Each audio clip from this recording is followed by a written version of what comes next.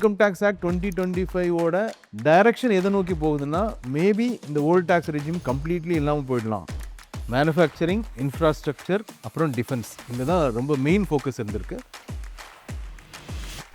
So நம்ம pre budget வீடியோவில் வந்து பேசியிருந்தோம் எஃப்ஐஐஸ் இல்லைனா அங்கேருந்து இன்வெஸ்ட் பண்ணுறவங்களுக்கு பூஸ்ட் இருக்கும்னு கூட நீங்கள் சொல்லியிருந்தீங்க. ஸோ அதுபடி பார்த்தீங்கன்னா இந்த PROIஸில் வந்துட்டு இண்டிவிஜுவல் வந்து அப் டு 10% இன்வெஸ்ட் பண்ணலாம், அக்ரிகேட்டடாக ஆல்மோஸ்ட் 24% வரைக்கும் இன்வெஸ்ட் பண்ணலாம்னு சொல்லியிருக்காங்க. ஸோ இது ஒரு நல்ல மூவாக இருக்கும் போது நிறைய பேர் இல்லீகல் மணியை பிட்காயின் மூலமாக ரூட் பண்ணிட்டு பிட்காயின் மட்டும் இல்லை, எல்லா கிரிப்டோ வழியாக நிறைய சமீபத்தில் நீங்கள் நடந்த ரைட்ஸ் எல்லாம் கூட பார்த்தீங்கன்னா அவங்களோட பெருவாரியான அமௌண்ட் வந்து கிரிப்டோஸில் வச்சுட்டு இருந்தாங்க. ஸோ அது வந்து செகண்டரி மார்க்கெட்டில் சாவரின் கோல்டு பாண்டை வாங்கி அதை வந்து டேக்ஸை எஸ்கேப் பண்ணுறதுக்கான ஒரு ரூட்டாக யூஸ் பண்ணிட்டு இருந்தாங்க. ஏன்னா டயர் 2 ஓரளவுக்கு இங்கே இருக்கிற இன்கம் அங்கே கொடுத்துட்டா அங்கே the cost of living is very low and you will be able to have higher surpluses for you to save and invest, at least to start with. So இந்த அட்வான்டேஜஸ் எல்லாம் இருக்குது அந்த நகரங்களை டெவலப் பண்ணும்போது. India also to grow in that AI space where we are still not up to the level. So அதனால தான் 21 வருஷம் tax holiday இந்த அண்மை காலங்களில் இப்படி ஒரு லாங் டேர்ம் டாக்ஸ் ஹாலிடே எந்த ஒரு பர்பஸுக்கும் எந்த ஒரு பட்ஜெட்லையும் எந்த ஒரு விஷயத்துக்காகவும் கொடுத்ததில்லை. Mutual fund investments are subject to market risks. Read all scheme-related documents carefully. வணக்கம் சார். வணக்கம் சார். பட்ஜெட் 2026 வந்து தாக்கல் பண்ணிட்டாங்க. இது வந்து ஒரு மிக்ஸ்டு ரிவ்யூ தான் சார் நான் பார்த்துருக்கேன். அதாவது ஒரு set of people are expert என்ன சொல்கிறாங்கன்னா நல்ல பட்ஜெட் க்ரோத் ஃபோக்கஸ் பண்ணியிருக்காங்கன்னு சொல்கிறாங்க. ஆனால் அது அப்படியே ஆப்போசிட்டாக இன்னொருத்தவங்க வந்து டோட்டலி அன்எக்ஸ்பெக்டட் அப்படின்னு சொல்கிறாங்க. ஸோ இதை நீங்கள் எப்படி சார் பார்க்குறீங்க, உங்கள் வியூ வந்து? அதாவது அன்எக்ஸ்பெக்டட்னு சொல்கிறவங்க ரொம்ப ஓவராக எக்ஸ்பெக்ட் பண்ணியிருக்காங்கன்னு சொல்லணும். அவங்க ரீசனபிளாக எக்ஸ்பெக்ட் பண்ணாங்கிறது. ஏன்னா பட்ஜெட்னு நம்ம பேசும்போது நமக்கு பேசுகிற கமெண்ட்ஸ் எல்லாம் நடுத்தர வர்க்கத்தை பற்றி, ஆனால் இண்டிவிஜுவல்ஸை பற்றி தான் நம்ம பேசுகிறோம். ஸோ இவங்களை பொறுத்தவரைக்கும் ஃபஸ்ட்டு எக்ஸ்பெக்ட் பண்ணுறது டாக்ஸேஷனை பொறுத்தவரைக்கும் நம்ம முந்தின ப்ரீ பட்ஜெட் செஷனில் கூட பேசியிருந்தோம். பட்ஜெட்டை பொறுத்தவரைக்கும் டேக்ஸுக்கு பண்ண வேண்டியதெல்லாம் பெரிய லெவலில் போன பட்ஜெட்லேயே பண்ணிட்டாங்க. ஸோ அதில் பெரிய சேஞ்சஸ் எதிர்பார்க்குறதெல்லாம் maybe was too much to expect. So அந்த விதத்தில் definitely expectations if it was high then yes அது டிசப்பாயின்மெண்ட்டாக இருந்திருக்கும். பட் அந்தளவுக்கு எக்ஸ்பெக்டேஷன் வைக்கிறாத அளவுக்கு போன பட்ஜெட்டில் நிவர்த்தி பண்ணியிருக்காங்க. அண்ட் இந்த வருஷம் வந்து என்ன ஃபோக்கஸ் பண்ணியிருக்காங்கன்னா இண்டிவிஜுவலோட டாக்ஸேஷன் எல்லாம் போன வாட்டி கவனிச்சதுனால இந்த வாட்டி ஃபிஸ்கல் க்ரோத்லாம் அவங்க ஃபோக்கஸ் பண்ணியிருக்காங்க. பர்டிகுலர்லி கேபெக்ஸ் பெருசாக இன்க்ரீஸ் பண்ணியிருக்காங்க. இன்ஃப்ராஸ்ட்ரக்சர், டிஃபென்ஸ் மாதிரி செக்டரில் நிறைய ஃபோக்கஸ் பண்ணியிருக்காங்க. ரயில்வே, ரோட்ஸ், இந்த மாதிரி ஆங்கிளில் அவங்க ஃபிஸ்கல் க்ரோத்தில் இந்த வாட்டி ஃபோக்கஸ் இருந்திருக்கு. அதுக்கு கரெக்டாக பண்ண வேண்டியதெல்லாம் பண்ணியிருக்காங்க. இது அஃப்கோர்ஸ் ஒரு விதத்தில் ஒரு இண்டிவிஜுவலுக்கும் அவங்களோட லைஃப்பில் அது இம்பேக்டை க்ரியேட் பண்ண தான் செய்யும். டைரெக்டாக அவங்களுக்கு டேக்ஸ் ஆங்கிள்லையோ கேபிட்டல் கெயின்ஸ் ஆங்கிள்லையோ பெருசாக எதுவும் வராதனால ஒரு ஏமாட்டம் இருக்கலாம். But overall it's a very balance budget. Sir, இப்போ இன்னொன்று நான் முக்கியமாக என்ன பார்த்தோன்னா இன்கம் டேக்ஸ் ஆக்ட் 2025. ஸோ இந்த ஏப்ரல் 26 அது இம்ப்ளிமெண்ட் ஆக போகுதுன்னு சொல்கிறாங்க. ஸோ இது வந்து எந்த அளவுக்கு சார் டேக்ஸ் ஃபைலிங் அது கூட இல்லை எல்லா ப்ராசஸும் ஈஸியாக இருக்கும்? இந்த இன்கம் டேக்ஸ் ஆக்ட் 2025 யாருக்கும் டேக்ஸை பொறுத்தவரைக்கும் எந்த குறைவோ ஒரு ரிடக்ஷனோ ஒன்றும் வரப்போகிறதில்ல. இது வந்து ப்ராசஸை கொஞ்சம் சிம்பிளிஃபை பண்ணுற ஒரு நடவடிக்கை. அதாவது பல தரப்பட்ட ஸ்லாப்ஸ் இருந்தது இனிமேல் குறையலாம். டேட்ஸை பொறுத்தவரைக்கும் கன்சிடர் பண்ணியிருக்காங்க. ஃபைல் பண்ணுறதுக்கானது ரிவைஸ்ட் ஃபைலிங் முன்னாடி டிசம்பருக்குள்ளே பண்ணி ஆகணும்னு இருந்தது. அது இப்போ மார்ச் வரையிலும் எக்ஸ்டெண்ட் பண்ணியிருக்காங்க. கம்ப்ளைண்ட்ஸும் ரொம்ப கம்மியாகும். ப்ராசஸ் ரொம்ப சிம்பிளாக இருக்கும். ஸோ கஸ்டமர்ஸ் வந்து எந்த சிரமமும் இல்லாமல், அதாவது டேக்ஸ் பேயர்ஸ் வந்து எந்த சிரமமும் இல்லாமல், பெரிய ஹேசல்ஸ் இல்லாமல் அவங்க டேக்ஸ் ஃபைல் பண்ண முடியும். காலப்போக்கில் இது இன்னும் சிம்பிளிஃபை ஆகும். Maybe fewer number of slabs வரலாம். ரொம்ப முக்கியமான விஷயம் பார்த்திங்கன்னா இந்த வாட்டியுமே இண்டிவிஜுவல்ஸில் எங்கெங்கே அவங்க இண்டிவிஜுவலோட டாக்ஸேஷனை பற்றி ஸ்பெசிஃபை பண்ணாங்களோ எல்லா இடத்துலையும் நியூ டேக்ஸ் ரெஜிம்ங்கிறத ஸ்பெசிஃபை பண்ணி அதை தான் கவனிச்சிருக்காங்க. So new income tax act 2025 direction எதை நோக்கி போகுதுன்னா மேபி இந்த ஓல்ட் டேக்ஸ் ரெஜிம் கம்ப்ளீட்லி இல்லாமல் போயிடலாம் அப்படிங்கிற லெவலுக்கு வந்து நம்மலாம் சொன்னோம். அதேமாதிரி ப்ரீ பட்ஜெட்டில் ஹெல்த்துக்கு, ஹோம் லோனோட இன்ட்ரெஸ்ட்டுக்கெல்லாம் நியூ ரெஜிமில் கூட கன்சிடர் பண்ணணும்னா பரவாயில்ல எக்ஸ்பெக்டேஷன் இருந்தாலும் கூட அதெல்லாம் ஒன்றும் டச் பண்ணவே இல்லை. மேபி இந்த சேஞ்சஸ்லாம் எப்போ வரலாம்னா இந்த ஓல்ட் டேக்ஸ் ரெஜிமை கம்ப்ளீட்டாக ரிமூவ் பண்ணிவிட்டு நியூ டேக்ஸ் ரெஜிம் மட்டுமே இருக்கிற சூழ்நிலை வரும்போது இதெல்லாம் பண்ணலாம். ஸோ மொத்தத்தில் simplification and the direction which goes in favour of completely moving to new tax ரெஜிம்ங்கிறத ஒரு ஒரு லட்சியமாகவும் அதை ஒரு பாதையாகவும் இந்த பட்ஜெட் காமிக்குதுன்னு நினைக்கிறேன். Sir, since we are talking about taxation, buyback shares வந்து முன்னாடி டிவிடெண்ட் இன்கம் எப்படி டாக்ஸபிள் ஆகுமோ அதே மாதிரி தான் டேக்ஸ் பண்ணிட்டு. பட் இப்போ இந்த பட்ஜெட்டில் தேவ் அனௌன்ஸ் கேபிட்டல் கெயின்ஸாக கன்சிடர் பண்ணி அந்த டேக்ஸ் 12.5% வரைக்கும் சொல்லியிருக்கு. இது நீங்கள் எப்படி பார்க்குறீங்க? இது யாரை ரொம்ப இம்பாக்ட் பண்ணணும்னு நினைக்கிறேன்? இது பெரும்பாலும் அல்ட்ரா ஹெச்என்ஐஸ் ப்ரொமோட்டர்ஸ் ஆஃப் கம்பெனிஸ்க்கு தான் பிரயோஜனப்பட போகுது. முன்னாடி அஃப்கோர்ஸ் அவங்கள டிவிடெண்ட்ஸ் எல்லாம் எப்படி டேக்ஸ் ஆகுதோ அந்த மாதிரி அவங்கவுங்க டேக்ஸ் லேபில் இது டேக்ஸ் பண்ணப்பட்டது. ஸோ இது வந்து இனிமேல் எந்த ஆம்பிகிட்டியும் இல்லாமல் கிளியராக இது 12.5%ங்கிற கேபிட்டல் கெயின்ஸ் ரேட் என்னவோ அந்த ரேட்டில் டேக்ஸ் பண்ணப்படுறதுனால அவங்களோட டேக்ஸ் இம்ப்ளிகேஷன் ரொம்ப கம்மியாக இருக்கும். இதுக்கு முன்னாடி அவங்க டிவிடெண்ட்ஸ் மூலமாலாம் தான் ரொம்ப இன்கம் எடுத்துகிட்டு இருந்தது, ப்ரொமோட்டர்ஸும் சரி பெரிய ஹெச்என்ஐஸும் சரி. அது வந்து இனி அது பண்ணாமல் பைபேக்கை ரொம்ப மோட்டிவேட் பண்ணி என்கரேஜ் பண்ணுற மாதிரி இருக்கும். ஸோ பைபேக்குக்கான டாக்ஸேஷன் கம்மியாகிறதுனால பைபேக்ஸ் நிறைய நிகழ்கிறதுக்கான வாய்ப்பு இருக்குது. இது சிறு முதலீட்டாளர்கள் பெருசாக யூஸ் பண்ணுறது இல்லை. இது மோஸ்ட்லி ஹெச்என்ஐஸ்க்கும் ப்ரொமோட்டர்ஸ்க்கும் தான் இது யூஸ்ஃபுல்லாக இருக்கும். சார் நெக்ஸ்ட்டு வந்து செக்யூரிட்டி டிரான்சாக்ஷன் டேக்ஸ், அதாவது இது வந்து 0.02 0.05 ஃபியூச்சர்ஸ்க்கு இன்க்ரீஸ் பண்ணியிருக்காங்க.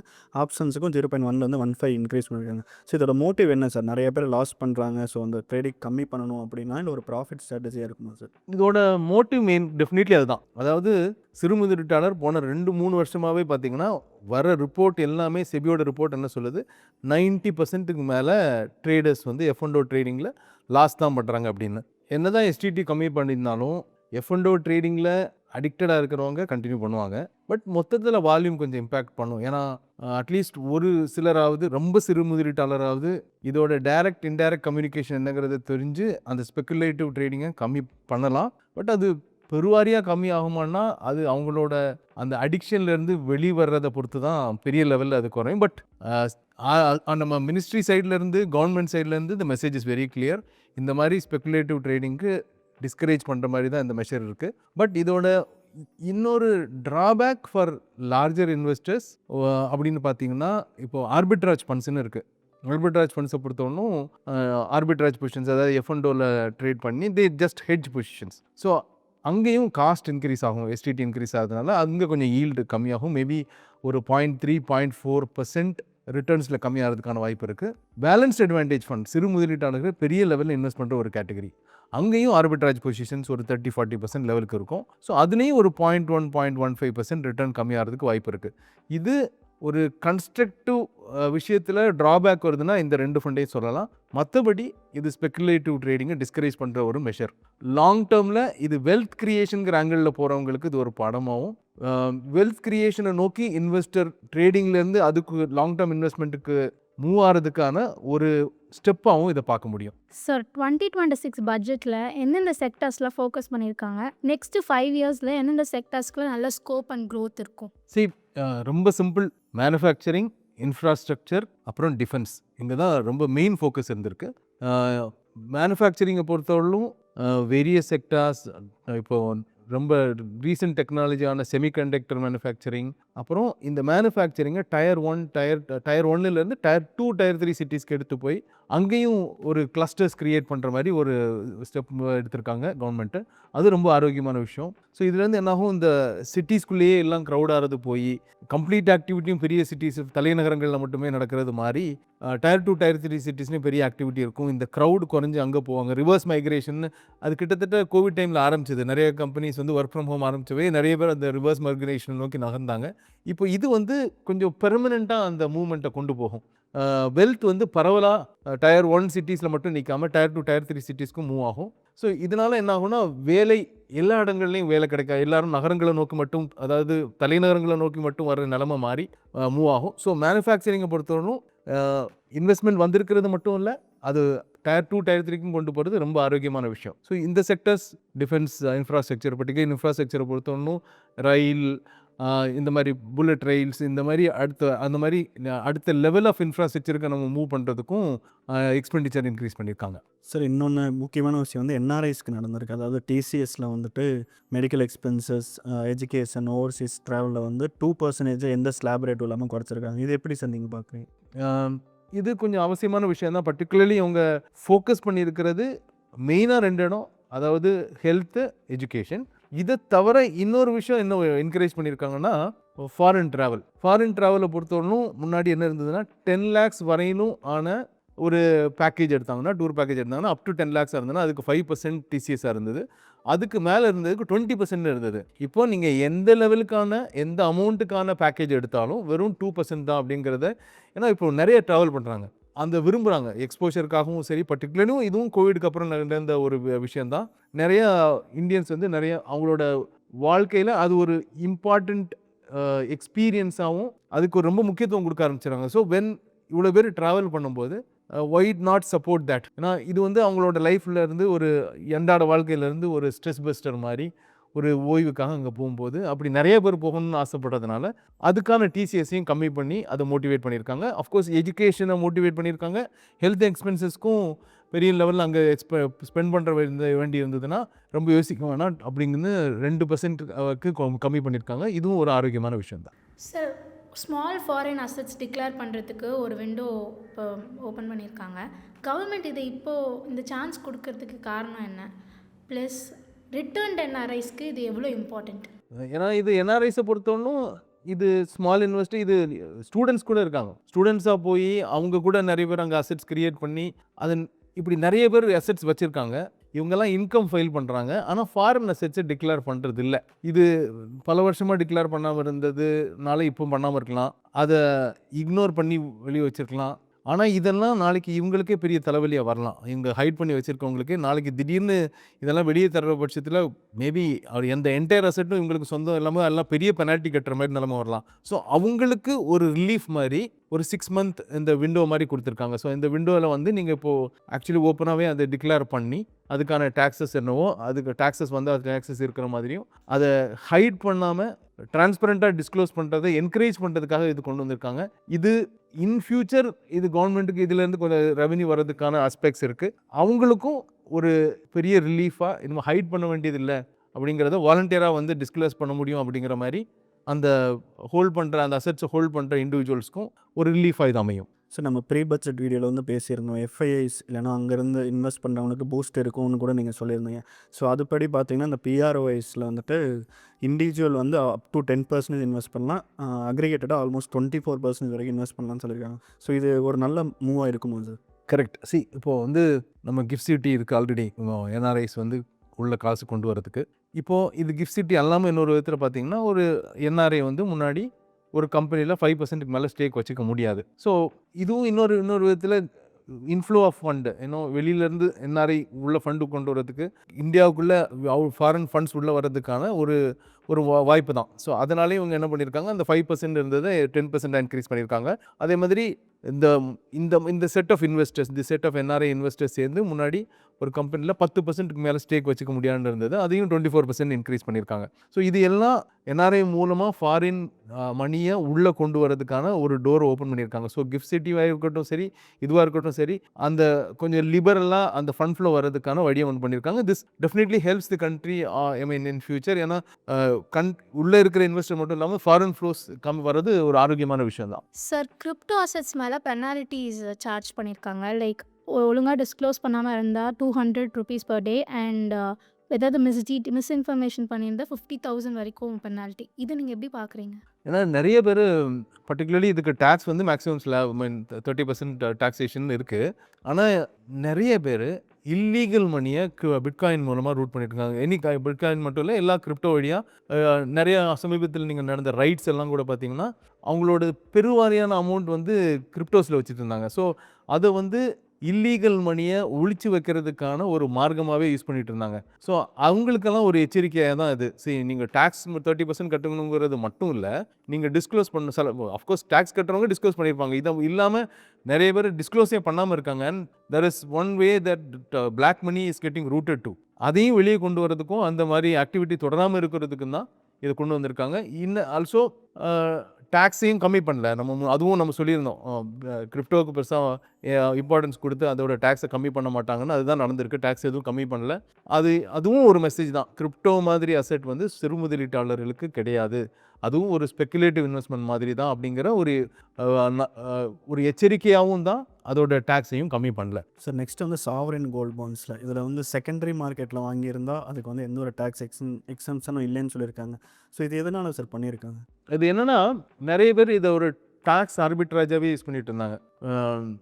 இந்த ரூட் வழியாக உள்ளே போய் அந்த கேபிட்டல் கெயின்ஸ் அவாய்ட் பண்ணுறதுக்காக நிறைய பேர் செகண்டரி மார்க்கெட்டில் அவங்க ஒரிஜினலி உள்ளே போயிருக்க மாட்டாங்க, இடையில வேறு யாருக்கிட்டே வந்து செகண்டரி மார்க்கெட்டில் சாவரின் கோல்டு பாண்டை வாங்கி அதை வந்து டேக்ஸை எஸ்கேப் பண்ணுறதுக்கான ஒரு ரூட்டாக யூஸ் பண்ணிட்டு இருந்தாங்க. ஏன்னா அந்த மெச்சூரிட்டி வரையிலும் வச்சுருந்தா கேபிட்டல் கெயின்ஸ் கிடையாது சாவரின் கோல்டு பாண்டை பொறுத்தவரைக்கும் 8 வருஷம். ஸோ இந்த மாதிரி டேக்ஸை எவாய்டு பண்ணுறதுக்கான ஒரு ஆப்பர்ச்சுனிட்டியாக நிறைய ஹெச்என்ஐஸ் இதை யூஸ் பண்ணதுனால சாவரின் கோல்டு பாண்டில் நீங்கள் அது இன்செப்ஷனில் ஒரிஜினலி நீங்கள் அந்த இஷ்யூ வந்தப்போ நீங்கள் வாங்கி மெச்சூரிட்டி வரையிலும் வச்சுருந்தா மட்டும்தான் உங்களோட கேபிட்டல் கெயின்ஸ்க்கு டேக்ஸ் கிடையாது.